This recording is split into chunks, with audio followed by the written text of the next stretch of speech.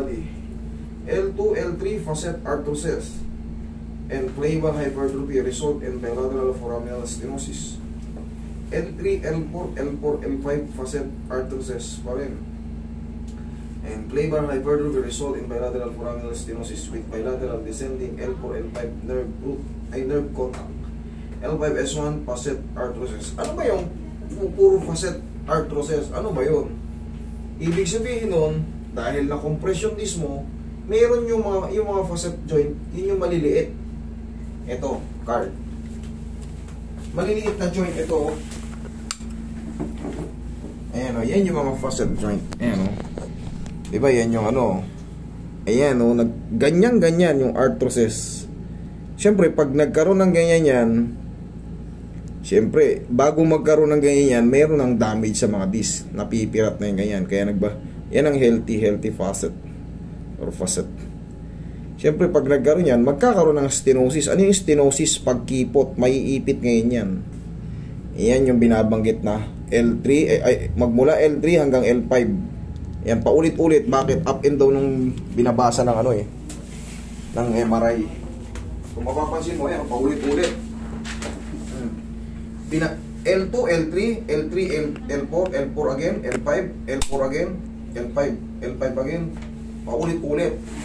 Because up and down na sira. Magmula sa L2, magmula sa L2 may facet arthrosis na siya. Pero pag nagkakaganyan na kasi, ibig sabihin yung disc mo unhealthy na. Kahit 5 yung maayos ko dyan, may natirang isa, same feeling. Sige po, mag-video kayo, wala akong bawal dito. Hingang patagilid. Tandaan nyo, wala akong bawal dito. Kuhanan nyo po. Sinasabi nila, madaldal daw ako sa video. That's part of assessment. Kung walang tanungan, basta na lang bira, mas lalong delikado yung mga ganon, yung mga hindi nagsasalita. Ibig sabihin, walang alam yun. Relax. Kabilang side. Kabilang side. Sinasabi nila, daldal mo sa vlog. Kaya nga vlogging eh. Pagka hindi ako nagsalita rito, hindi na vlogging yun. Watching na lang yun. Wala ka buhay-buhay yun. So kailangan talaga natin maging madaldal kasi i-explain natin kung ano yung nangyayari sa nila eh. Sa abot ng aking makakaya. Hanggat maaari ma-explain ko kung ano yung nararamdaman nyo o yung ano yung problema nyo. Relax na sir kung lalabanan. Lambutan mo lang. Isa pa. Relax na po. Yun. Thank you, Papa. Kailangan natin patulungin yung parang matanggal yung pinakapagkapakat ng mga arthrosis. Posing magmula rito yung arthrosis mo, base ron sa MRI mo. Magmula L2 hanggang hanggang dito. Isa na lang nakatakas, hindi nabanggit yung L1. Isa na lang. Lahat na.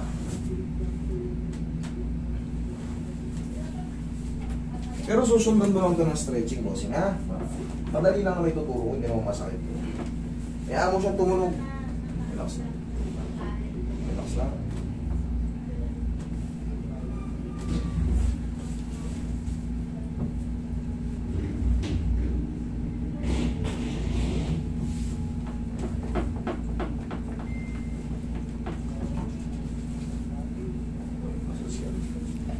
Yung kaso niya, kasi magmula sa L2 hanggang S1 may arthrosis yung facet joint niya. Ang tawag doon is parang arthritis ngayon sa spine. Pero pang ano yun eh, pang senior citizen yun. Ang sabi ko sa kanya, mag-exercise. Gaya sa sinabi ng doktor, yun din naman ang sabi. Pero simpleng exercise lang, tuturo ko sa'yo. Inhale. Exhale. Tapos para mag-delay pa yun, magpa-vitamins tayo sa motor. Kasi yung mga ganyang kaso, pag senior citizen yan, wala baka nakaganon ka na. Yung nakikita mo sa probinsya, nakatungkod, nakaganon mo. Siyempre masakit sa ano eh. Masakit sa balakang yun, kaya kasi maglalak po yan. Facet joint. Meaning ng joint, kailangan gumagalaw. Pagka hindi mo na, kunyari, itong joint sa tuhod, siyempre pag nag-stack up yan, hindi matupi, Pag hindi mo rin mayuko yan, parang kang tumatanda talaga. Bossing, upo. Ganito ang exercise natin. Sige, usog ka ng konti. Kanyari, nakaupo ka kasi kailangan to unti-untiin eh. Yan lang, tag-isa lang sa umaga. Ganyan ang nakaupo, tapos tayo. Ganito rin. Tutukurin mo yung mukha mo. Paano tutukurin mo yung mukha? Ganyan. Oo nga. Lakasan mo konti. 1, 2. Okay, very good. Upo. Tapos, pau. Ay, pauroy. Ganyanin mo lang. Para yung mga muscle mo.